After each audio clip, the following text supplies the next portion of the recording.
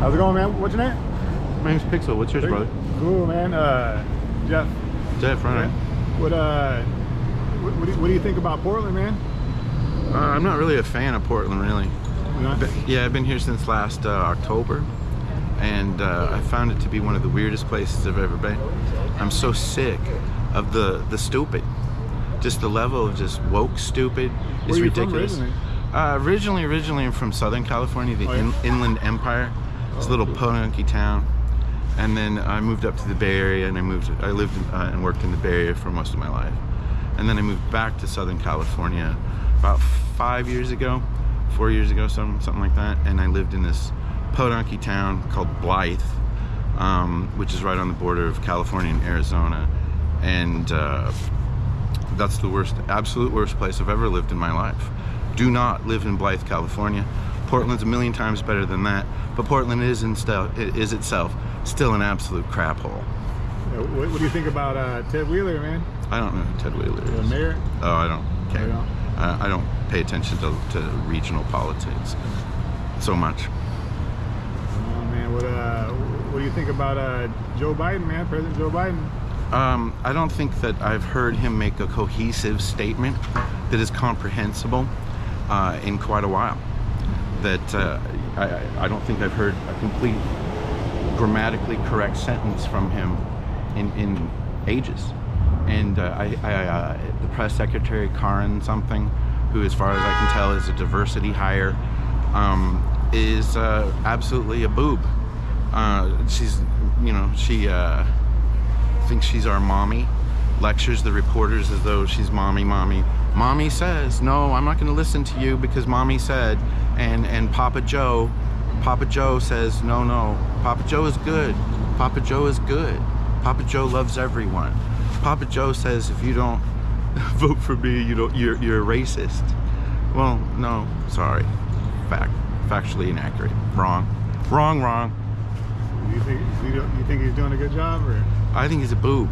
I mean, they're figureheads, right? It's red puppet, blue puppet. They're puppets. So I mean, it's all about. You got to trace back right to Eisenhower and the military-industrial complex and all that, and that's the real world we live in. What we live in terms of politics, Biden, Trump, all these guys, they're cartoons. And Trump is probably one of the more realistic cartoons. Maybe he's a more photorealistic cartoon. Maybe that's why his hair looks orange. I don't know. But they're all cartoons, man. And we live in a cartoon world, and it's all about dehumanizing, stripping us of our freedoms and our rights gradually over time. The latest conflict and crisis is this and that, and it's all basically props up a new industry which perpetuates and feeds the crisis. So you basically have a crisis, let's say homelessness, right? Which is a major problem here in Portland. Or drugs or any of this, but homelessness, right? So we have a pantry. You can go to the pantry, and well, the pantry is very nice and they'll give you food. But functionally what the pantry is not helping people. They're basically a repurposed waste management system for corporate America. So corporate America, i.e. supermarkets like Whole Foods here, which ticks me off like beyond belief, well, they basically send their waste, instead of paying for a waste management company to process it, they give it to these pantries or whatnot, and the pantries have people that are hired to come take the waste and process the waste. So the pantry is functionally a waste management company. They either process the waste to a waste processing facility, i.e. the dump, or they give it to the human waste, the trash. We, the people who are unhomed, or whatever the popular word is today, right? So the corporations, the companies, well, they get their waste dealt with for free, and in addition they get tax kickbacks and benefits from this. So the pantry, are they great? Well, they're people who are now processing the waste for corporations and giving it to the human waste. Now the human waste now no longer needs to source food as much. Well, this ostensibly is good. People that need food should have access to stuff, right? Well, it's a self-perpetuating thing because it feeds the drug thing. Who do I see when I go to the pantry? 9 times out of 10, it's going to be a pedophile, some sort of criminal degenerate, a burglar, robber, rapist, murderer, somebody that's terrible. or a junkie addict, when it's always some combination of these. The times that I have gone to the pantry, for example, man, I have interacted with people who have like given me lectures about how I'm not I need to be more inclusive, because during the course of conversation they said, you know, I don't think the United Arab Emirates is somewhere that I should choose to be. It doesn't seem to make sense to me, as like I'm too American. I value my free speech too greatly to go somewhere where it's restricted. So consequently, I'm non-inclusive. I'm a bad person. I got a big lecture about being trans. Well, this is fucking ridiculous. About how they saw some trans person thing. The conversation had nothing to do with transgenderism or woke bullshit. It had everything to do with transportation and the differences between transportation in different countries. Boy, other places sure aren't here, and here sure is in other places. And you know, is Portland a shithole? Yes, it is. What do you think about that trans movement, man? It's ridiculous. So here's women in sports and all that. So here's the thing. Transphobia. Let's look at these words. What does it mean? Well, the definition that we commonly hear, right, is phobia or fear of trans people. That's what the word should literally mean, right? And it's somehow being afraid of somebody, or using some sort of wrong word or the wrong label, or just being impolite in general, or just not knowing, is some sort of aggression that leads to violence. Well, in fact, it does. Recently, we had a trans person whose fear of reality, which is that their biological gender doesn't match the ideas that they've accepted about what gender is. Well, they have decided that their fear of accepting that they are mentally ill is actionable, and they need to go and instill violence on the people that perpetuated this thinking that they are not the same as everyone else, or that the gender is different from what they think. And so they went and murdered 6 Christians. A transgender person murdered 6 Christians, 3 of which were children, on the basis of their religious belief. And this in America was not regarded as a hate crime. The only conversation I really heard about this was, we need to take away the guns. We need to take away the guns, and how dare you mislabel a trans person? That's what causes violence. Misgendering a trans person. Well, in this case it did. That trans person decided to murder Christians on the basis of their religious belief. In America, we have the right to practice, we have freedom of religion. Regardless of what you think about Christians or Muslims or Fufaraists or transgender people, they have the right to do whatever the fuck they want within reason, right? Within the confines of the law. Murdering people, leave them alone. My personal ethics are like, if you harm a child or an animal, you are my mortal enemy, and I will harm you. Whatever else the fuck you do, I don't care. Leave me alone. Live your life. Let's be human beings. We can be nice to each other. Maybe we could do something like that.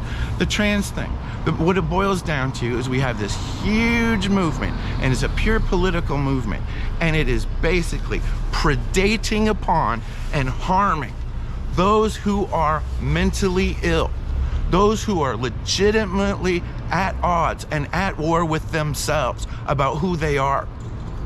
I have dysphoria myself. I don't have gender dysphoria, but I have dysphoria, general dysphoria. I understand what it's like to be an other.